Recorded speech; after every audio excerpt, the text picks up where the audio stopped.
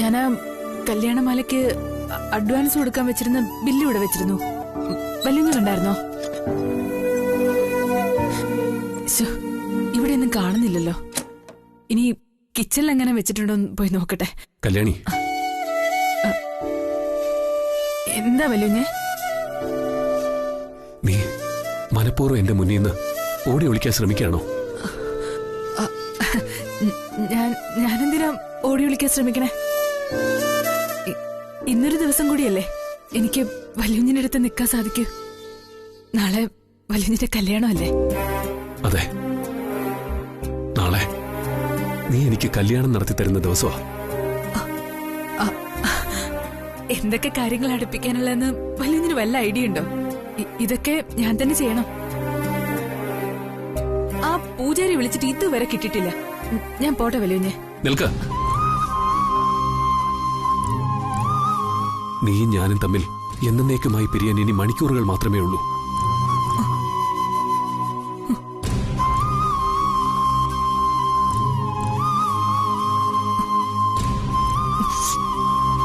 നല്ലൊരു ദിവസം വല്യുഞ്ഞ് നാളെ. വല്യുഞ്ഞ് വേണ്ടാത്തൊന്നും ആലോചിക്കാതെ നല്ല സുന്ദരം കല്യാണ ചെറുക്കനായി മാറി നേരത്തെ കിടന്ന് ഉറങ്ങാൻ നോക്ക്.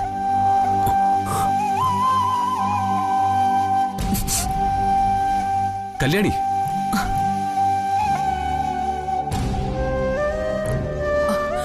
വല്യുഞ്ഞ് എനിക്ക് പിടിപ്പത് ജോലിയുണ്ട്. ചെറിയ കാര്യമൊന്നുമല്ലല്ലോ നടക്കാൻ പോണേ. കല്യാണോ? ഞാനിങ്ങനെ നിന്നാ ശരിയാവില്ല. ഞാൻ പോട്ടെ.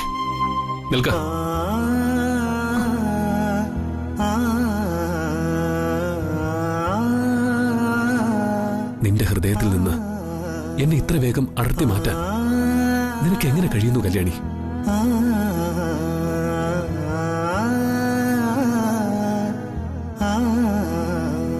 ഇതിലും ഭേദം നിനക്കെന്നെ അങ്ങ് കൊന്നുകൂടായിരുന്നോ കല്യാണി?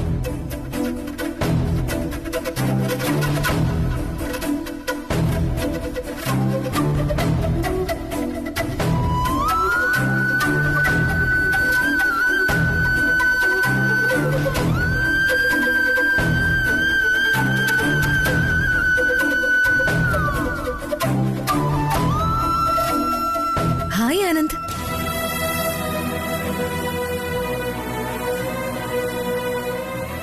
കല്യാണി ഇവിടെ ഉണ്ടായിരുന്നോ? അനുവാദം ചോദിക്കാതെ അവിചാരിതമായി ഞാൻ കടന്നു വന്നു. കുഴപ്പമില്ലല്ലോ. ഓ, ഈ ദാമ്പത്യത്തിന് ഇന്ന് തിരശ്ശീല വീഴുകയാണ്.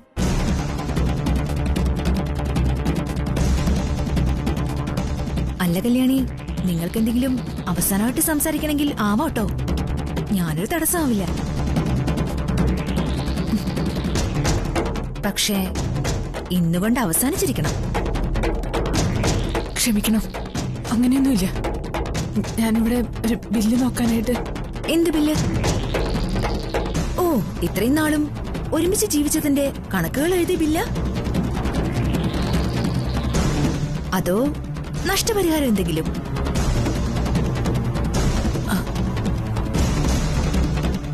അങ്ങനെ ചില നഷ്ടങ്ങൾക്ക് പരിഹാരം ഉണ്ടാവില്ല മാഡം.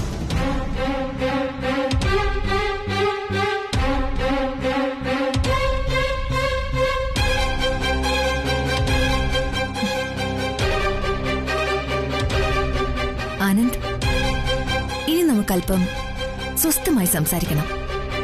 പൂർണ്ണ സ്വാതന്ത്ര്യത്തോടെ.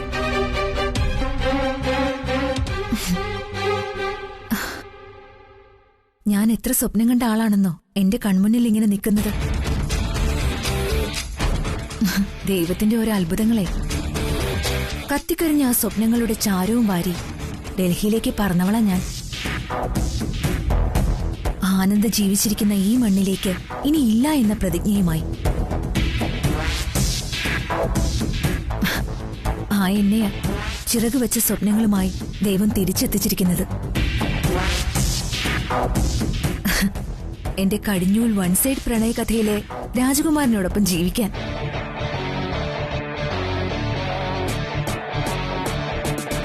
ഈ തലയെടുപ്പ്, ഈ ശബ്ദം, നിമിഷങ്ങളെ ലക്ഷങ്ങളാക്കി മാറ്റാൻ ശേഷിയുള്ള ചിന്ത,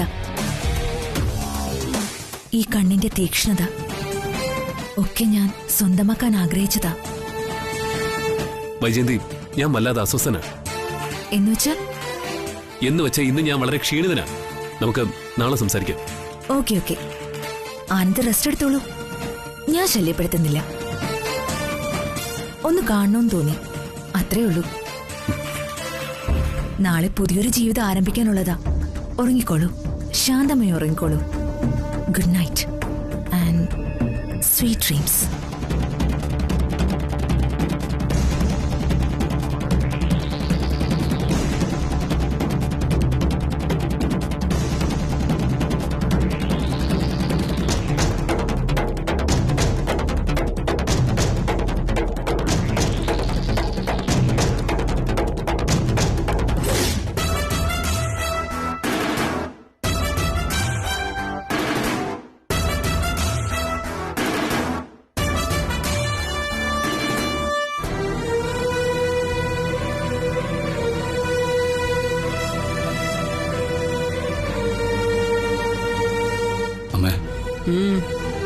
എന്താ? എന്തു വേണം? തികച്ചും അന്യരോടെന്ന പോലെയാണല്ലോ അമ്മേനോട് സംസാരിക്കുന്നത്. ഞാൻ അമ്മയുടെ മൂത്ത മകനല്ലേ? എന്റെ ഭാവിക്ക് വേണ്ടി ഒരു നിർണായക തീരുമാനമെടുത്ത് എന്റെ അമ്മയെ കാണാൻ വന്നൂടെ എനിക്ക്?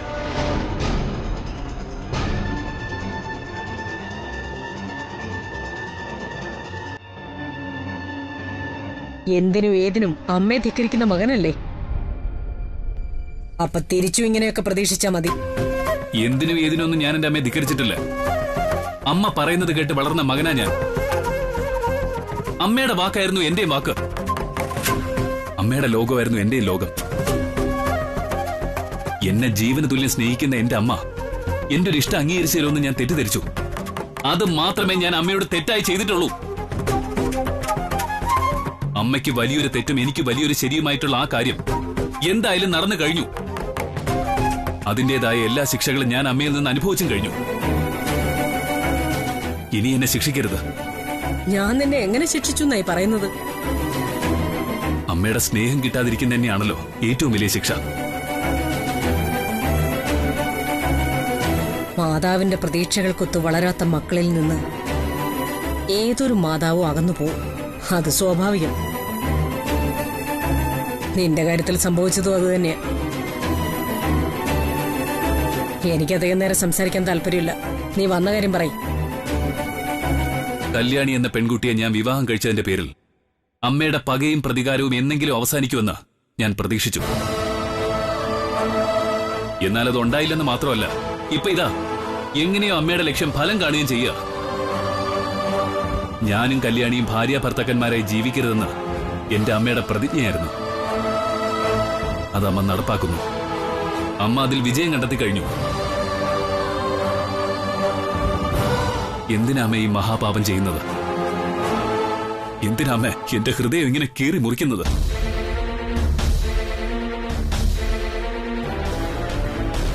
ആനന്ദ്, നീ നിന്റെ ശത്രുവാക്കി എന്നെ മുദ്ര കുത്തി കഴിഞ്ഞിട്ട് നാള് കുറയായി. അതങ്ങനെ തന്നെ ഇരുന്നോട്ടെ. പക്ഷെ എന്നെ കുറിച്ച് എന്തും പറയാമെന്ന് നീ കരുതരുത്. എന്നെ കൊണ്ട് വേറെ വിവാഹം കഴിപ്പിക്കുന്നതിൽ അമ്മയ്ക്ക് ഒരു പങ്കുമില്ലെന്നാണോ പറഞ്ഞു വരുന്നത്? എനിക്ക് ഈ ലോകത്ത് ഏറ്റവും പ്രിയപ്പെട്ടത് എന്റെ കൃഷ്ണേട്ടന്റെ ജീവനാ. ആ ജീവൻ ആപത്ത് വരുന്ന ഒരു തീരുമാനത്തിനും ഞാൻ നിൽക്കില്ല എന്ന് മാത്രമല്ല, എന്റെ മരണം വരെ കൃഷ്ണേട്ടൻ എന്റെ കൂടെ ഉണ്ടാവാൻ വേണ്ടി ഞാൻ എന്തും ചെയ്തു എന്ന് വരും. നിനക്ക് നിന്റെ അച്ഛനും അമ്മയോ മരിച്ച ഒരു പ്രശ്നമില്ല, ഭാര്യ മതിയല്ലോ. എനിക്കും അതുപോലെ തന്നെയാ. എന്റെ ഭർത്താവ് എന്റെ കൂടെ ജീവനോടെ ഉണ്ടാവണം. എന്തിനും ഏതിനും ജ്യോതിഷികളുടെ അടുത്ത് എന്ന് പരിഹാരം കണ്ടെത്തുന്ന അമ്മയ്ക്ക് ഇതിനും ഒരു പരിഹാരം കണ്ടെത്താമായിരുന്നു. ഈ കാര്യത്തിൽ ഇത് മാത്രമേ പരിഹാരമുള്ളൂ. ഇത് ഇളയച്ചന്റെ പ്രവചനം. അതൊരിക്കലും തെറ്റില്ല. ആ വാക്കുകൾ അനുസരിച്ചാണ് എനിക്ക് ശീലം. ഇത് ഞാനും ഇളയച്ചനും കൂടി ഗൂഢാലോചന നടത്തി ഉണ്ടായ തീരുമാനമൊന്നുമല്ല. ഇളയച്ചൻ തൃച്ചംബരത്തിന്റെ കാരണവരാ. അതിലുപരി ത്രികാലജ്ഞാനി കൂടിയ. പിന്നെ ഏറ്റവും പ്രധാനപ്പെട്ട കാര്യം, കല്യാണിയോട് നിന്നെ ഉപേക്ഷിച്ചു പോവാൻ ഞാൻ അപേക്ഷിക്കുകയോ ആജ്ഞാപിക്കുകയോ ചെയ്തിട്ടില്ല. ഇതവള് സ്വയം എടുത്ത തീരുമാനം. അതിന്റെ കുറ്റം കൂടി എന്റെ തലയിലേക്ക് ചാർത്തുക. എല്ലാത്തിനും നീ കൂടി സാക്ഷിയായിരുന്നല്ലോ.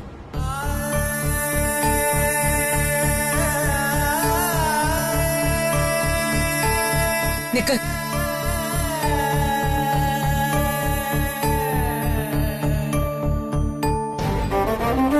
പവിത്രമായ താലിമാല ചാർത്തിയ ഒരു പെണ്ണ് അത് അഴിച്ചു മാറ്റാൻ തയ്യാറാവില്ല. നീ ജീവന് തുല്യം സ്നേഹിക്കുന്നു എന്ന് പറയുന്ന നിന്റെ ഹൃദയത്തിന്റെ സൂക്ഷിപ്പുകാരി കല്യാണി നീ കെട്ടിയ താലിമാല അഴിച്ചു മാറ്റാൻ തയ്യാറാവണമെങ്കിൽ അവൾക്ക് നിന്നെ വേണ്ടാന്നർത്ഥം. അമ്മേ, ഭാര്യയ്ക്ക് നിന്നെ വേണ്ടെങ്കിൽ നീ എന്തിനാ വെറുതെ അവളുടെ പിന്നാലെ അലയുന്നത്?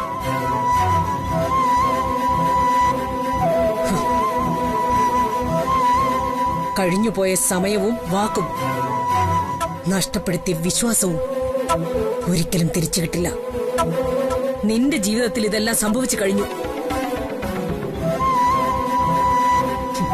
ലോകത്ത് ഇന്നോളം കണ്ടിട്ടില്ലാത്തൊരു കാര്യം ഭാര്യ ഭർത്താവിന് വിവാഹം ആലോചിക്കുന്നത്. അപ്പൊ അവളുടെ മനസ്സിൽ നീ ഇല്ല. അവൾക്ക് നിന്നിലുള്ള വിശ്വാസം നഷ്ടപ്പെട്ടിരിക്കുന്നു.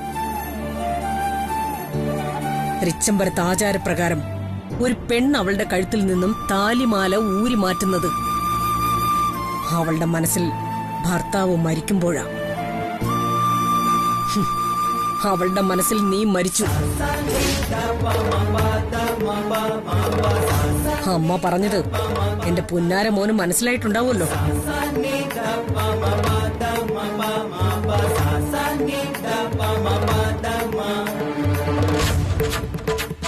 നീ ഇപ്പോഴും പ്രതിക്കൂട്ടിൽ നിർത്തിയിരിക്കുന്ന നിന്റെ അമ്മ, ഈ കാണിക്കുന്ന പെടാപ്പാടൊക്കെ ഞാൻ ദൈവത്തെ പോലെ സ്നേഹിക്കുന്ന എന്റെ കൃഷ്ണേട്ടൻ, നിന്റെ അച്ഛൻ എന്റെ കഴുത്തിൽ കെട്ടിയ പവിത്രമായ ഈ താലി സംരക്ഷിക്കാനാ. നിന്റെ ഭാര്യയ്ക്ക് അത് വേണ്ട. വേണ്ടാത്തത് മുറുക്കിക്കെട്ടാൻ നോക്കരുതെന്റെ മോൻ. അത് കൊലക്കയറായി അവളെ ശ്വാസം മുട്ടിക്കും. നിന്റെ പ്രിയപ്പെട്ട ഭാര്യ കല്യാണിയെ.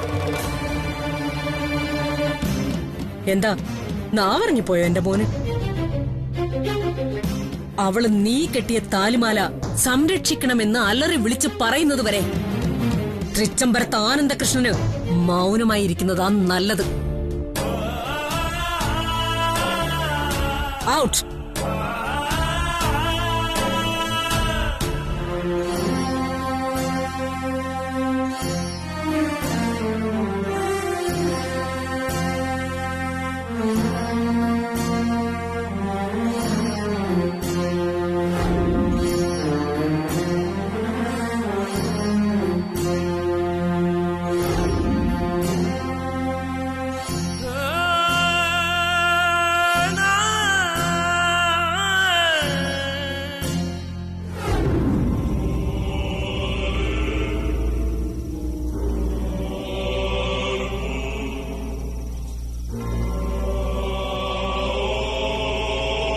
പ്രിയങ്കേ, നീ ഇങ്ങനെ നടന്നാലോചിച്ചിട്ട് ഒരു പ്രയോജനമില്ല.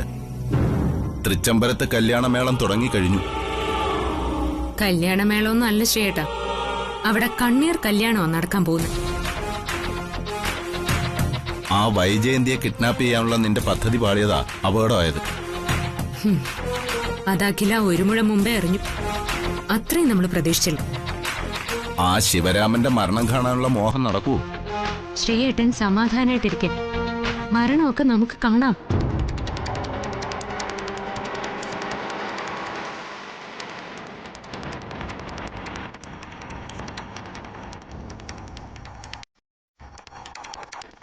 ഇവക്ക് എന്തു പറ്റി? കുറെ നേരമായിട്ട് ഞാൻ ശ്രദ്ധിക്കുന്നു. ഇവളാകെ ഡസ്പാണല്ലോ. ആ, എന്താണെന്നൊന്നും അറിയില്ല. ഞാൻ ചോദിച്ചിട്ട് അവളൊന്നും പറയുന്നുമില്ല.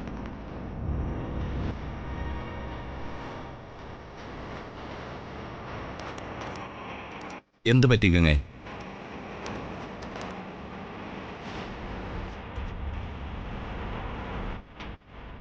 ആനന്ദ് കെട്ടിയ താലിമാല ഊരി കല്യാണി ജീവിതകാലം മുഴുവൻ കരഞ്ഞു നടക്കുന്നത് കാണാൻ എനിക്ക് സന്തോഷമേ ഉള്ളൂ.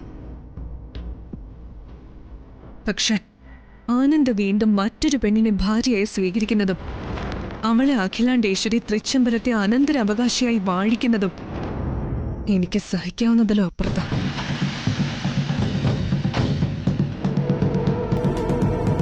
എന്റെ മോഹങ്ങളും ഞാൻ കണ്ട സ്വപ്നങ്ങളുമാണ് അവിടെ കരിഞ്ഞു വീഴുന്നത്. ആ ചാരത്തിലൂടെയാണ് ഞാൻ ഇപ്പോഴും നടക്കുന്നത്.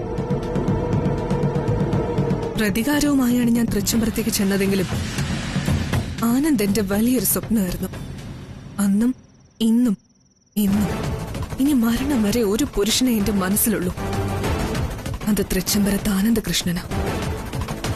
ഇവൾ എന്തൊക്കെയാ പറയുന്നേ? അങ്ങനെയാണെങ്കിൽ ആനന്ദിനെ ആദ്യം മോഹിച്ചത് ഞാനല്ലേ ആദ്യം അവനെ സ്വപ്നം കണ്ടത്. എനിക്കില്ലാത്ത സങ്കടങ്ങൾ ഇവൾക്കെന്തിനാ? അവളുടെ ഒരു സ്വപ്നങ്ങളും അവളുടെ ഒരു മോഹഭംഗവും. നിനക്ക് പ്രതികാരം മാത്രമല്ലേ ഉള്ളൂ, ജീവിതമില്ലല്ലോ. നിന്റെ പ്രതികാരദാഹത്തിനിടയിൽ കരിഞ്ഞു പോയത് എന്റെ ജീവിതമാ. അതെടി, നാഗമടുത്ത് പ്രിയങ്ക പ്രതികാരദാഹി തന്നെയാ. എന്നെയും എന്റെ കുടുംബത്തെയും തകർക്കാൻ നോക്കിയവരോട് എനിക്ക് ഒടുങ്ങാത്ത പകയും പ്രതികാരവും ഉണ്ട്. ശത്രു ആരായാലും അവര് വെറുതെ വിടാൻ ഞാൻ ഒരുക്കമല്ല. നിന്റെ പകയും പ്രതികാരമാണ് നീ എന്നിലേക്ക് ആളിക്കത്തിച്ചത്. നിന്റെ വിനോദം വേട്ടയാണ്, ശത്രുവിനെ വേട്ടയാടുക. നിന്റെ ഉപദേശവും നിർദ്ദേശവും കേട്ട് കേട്ട് ഞാനും ഇല്ലാതായിപ്പോയി. നിനക്കൊരു ജീവിതം വേണ്ടായിരിക്കാം, പക്ഷെ എനിക്കത് വേണം. ഇനി എന്നെ ഉപദേശിക്കാൻ വന്നേക്കരുത്. വന്നാ കൂടപ്പിറപ്പാണെന്നുള്ള കാര്യം ഞാനങ്ങ് മറന്നുകളയും. എന്തു പറഞ്ഞടി? പ്രിയങ്ക,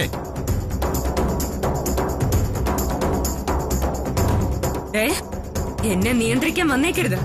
കൊന്നു കളയും ഞാൻ.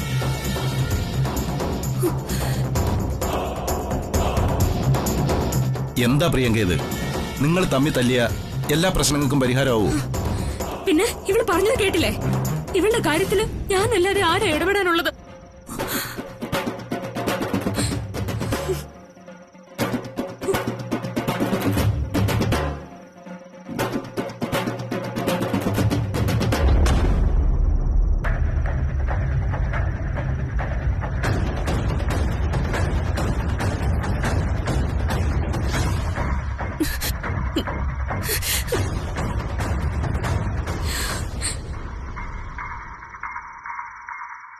ക്ഷമിക്കും, പെട്ടെന്നുണ്ടായ ദേഷ്യത്തിൽ പറ്റിപ്പോയതാ.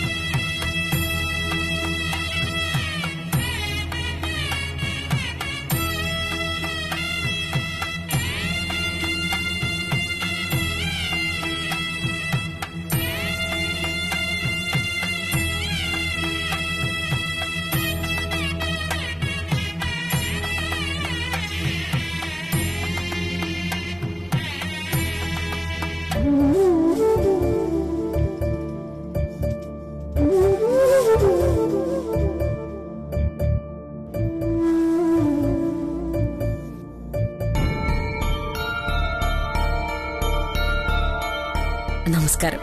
നമസ്തേ.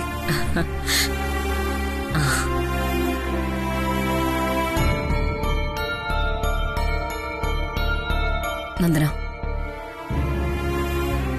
നീ എന്താ ഇങ്ങനെ നിൽക്കുന്നത്? നിനക്കെന്തു പറ്റി? ഒന്നുമില്ല. ഇതൊരു കതിർമണ്ഡപം. തൃച്ചംബരത്ത് ആനന്ദ് കൃഷ്ണന്റെ കല്യാണമാണ് ഇവിടെ നടക്കാൻ പോകുന്നത്. നിനക്കൊന്നിലും താല്പര്യമില്ലാത്ത മട്ടിൽ ഇങ്ങനെ മാറി നിന്നാലോ? നീ വേണ്ടേ നല്ല ചുറുചുറുക്കോടെ ഓടി നടന്ന് ഈ കാര്യങ്ങളൊക്കെ ചെയ്യിപ്പിക്കാൻ? അതാന്റി, വേണ്ട, ഒന്നും പറയണ്ട. ദേ, അവിടെ മുറിയിൽ വൈജയന്തി ഒരുങ്ങുന്നുണ്ട്. നീ കൂടെ ചെല്ല്. എത്രയും വേഗം അവളെ ഒരുക്കി ഈ മണ്ഡപത്തിലേക്ക് കൂട്ടിക്കൊണ്ടുവാ. അത് ആന്റി, അത് ഞാൻ... നന്ദന, ഞാൻ പറഞ്ഞത് നീ അനുസരിക്കണം. ചെല്ല് ചെല്ല്. ആ വിളക്ക് കത്തുന്നൊന്ന് ശ്രദ്ധിച്ചോളൂ. ആ ആ, കുറെ നേരമായി എത്തിയിട്ട്. എനിക്ക് നമസ്കാരം. എല്ലാരും എത്തിയിട്ടുണ്ടല്ലോ അല്ലേ?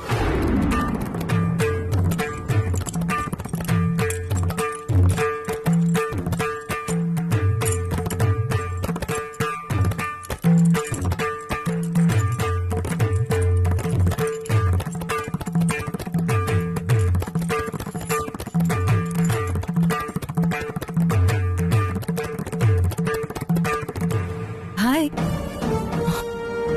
എന്താ അവിടെ തന്നെ നിൽക്കുന്നത്? കേറി വരൂ.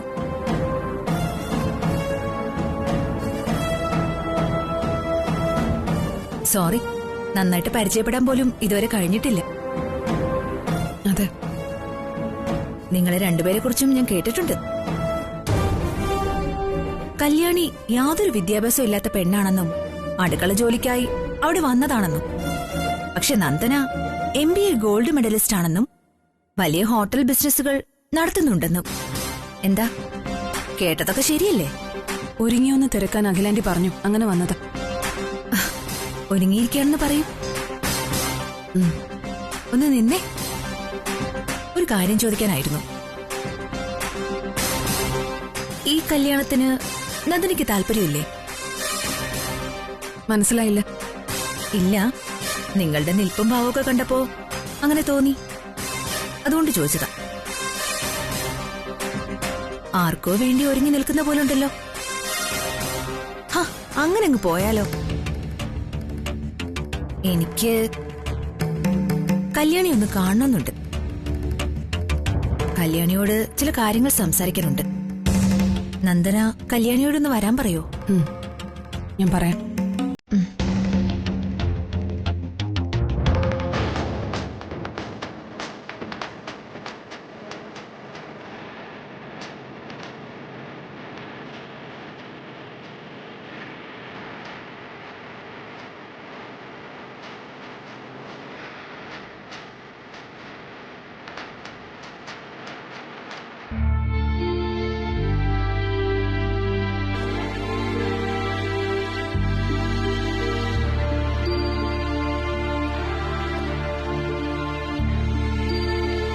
അമ്മ എന്നോട് ക്ഷമിക്കണം. ഞാനെടുത്ത തീരുമാനങ്ങളൊക്കെ അമ്മ അറിഞ്ഞിട്ടുണ്ടാവുമല്ലോ. അങ്ങനെ ഒരു തീരുമാനം എടുക്കേണ്ട അവസ്ഥയിലേക്ക് ജീവിതം വന്നെത്തിയിരിക്കുക. ശിവരാമ സാറ് വലിയ മനുഷ്യനാ. ഒരച്ഛനെ പോലെ എന്നെ സ്നേഹിച്ചിട്ടുള്ള ഒരാൾ. സാറിന്റെ ജീവനാണ് ഇവിടെ പ്രധാനം. അദ്ദേഹത്തിന്റെ ജീവന് വേണ്ടി ഞാൻ എന്റെ ജീവിതം ത്യജിക്കുകയാണ്. അമ്മ എന്നെ കുറ്റപ്പെടുത്തരുത്.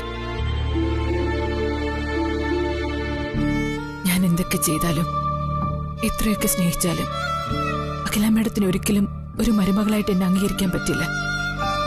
അതുകൊണ്ട് എന്നെ ഇത്രയേറെ സ്നേഹിക്കുന്ന എന്റേതായിരുന്ന വല്യൂന്നിനെ എന്നേക്കുമായിട്ട് ഉപേക്ഷിക്കേണ്ടി വരിക. ഇന്നു മുതൽ എന്റെ വല്യൂഞ്ഞ് മറ്റൊരാൾക്ക് സ്വന്തം.